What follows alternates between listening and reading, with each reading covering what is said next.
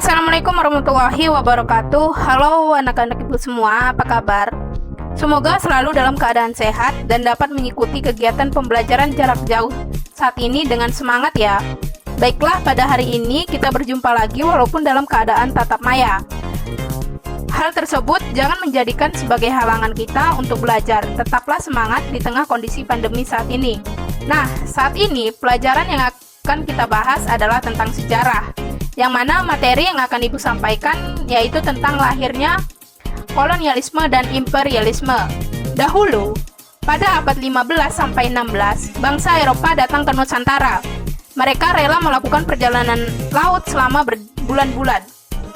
Untuk mengarungi samudra, tujuan awal mereka berlayar adalah untuk berdagang. Mereka ingin mencari barang-barang langka di pasar Eropa.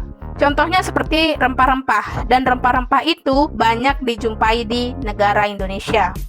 Pasti dalam diri Ananda semua terdapat pertanyaan, bagaimana sih mereka sampai ke daerah Indonesia?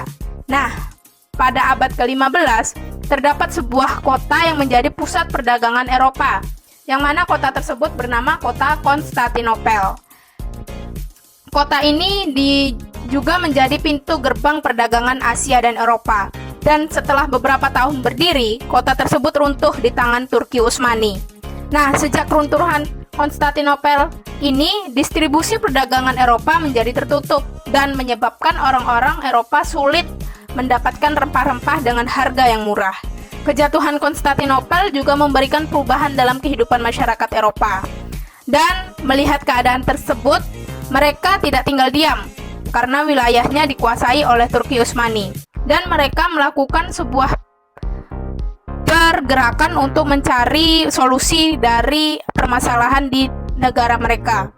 Mereka melakukan atau mencari daerah penghasil rempah itu sendiri, dan disinilah dimulainya abad penjelajahan. Mereka mengarungi samudera yang luas menjadi solusi untuk mencapai Asia. Karena perjalanan sangat jauh, mereka membawa segala persiapan untuk melakukan penjelajahan. Dari penjelajahan itu, mereka menemukan daerah-daerah baru seperti Amerika, Australia, India, dan Nusantara. Bangsa pertama yang menemukan Nusantara adalah bangsa Portugis di tahun 1511. Dan saat itu pula, mereka menguasai rempah-rempah di Malaka. Setelah rempah-rempah Nusantara dibawa ke Eropa, hal tersebut memotivasi para negara yang ada di Eropa untuk melakukan ekspedisi yang sama dengan Portugis. Dan karena melihat potensi alam di Nusantara, akhirnya banyak para bangsa Eropa yang datang ke Nusantara. Dan dari sini terjadi awal kolonialisme di Indonesia. Penjelajahan bangsa Eropa terhadap kaum pribumi di Nusantara tergolong dalam kolonialisme dan imperialisme. Arti kolonialisme berasal dari kata koloni, yang berarti pemukiman.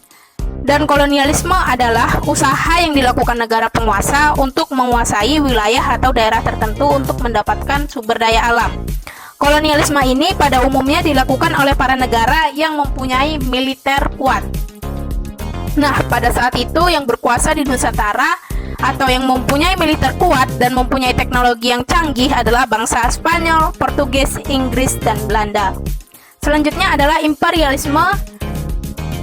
Pengertian dari imperialisme. Imperialisme berasal dari kata imperator yang artinya adalah memerintah. Jadi dapat dikatakan bahwa imperialisme itu adalah suatu upaya negara untuk menguasai negara yang lain sehingga dia bisa memperoleh manfaat dari negara yang dikuasainya.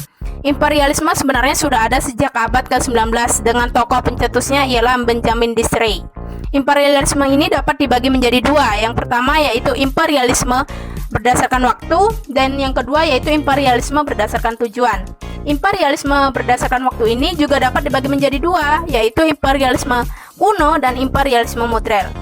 Imperialisme kuno ini terjadi sebelum adanya revolusi industri Inggris, dan imperialisme modern ini timbul atau terjadi karena adanya dorongan dari faktor ekonomi dan kebutuhan industri.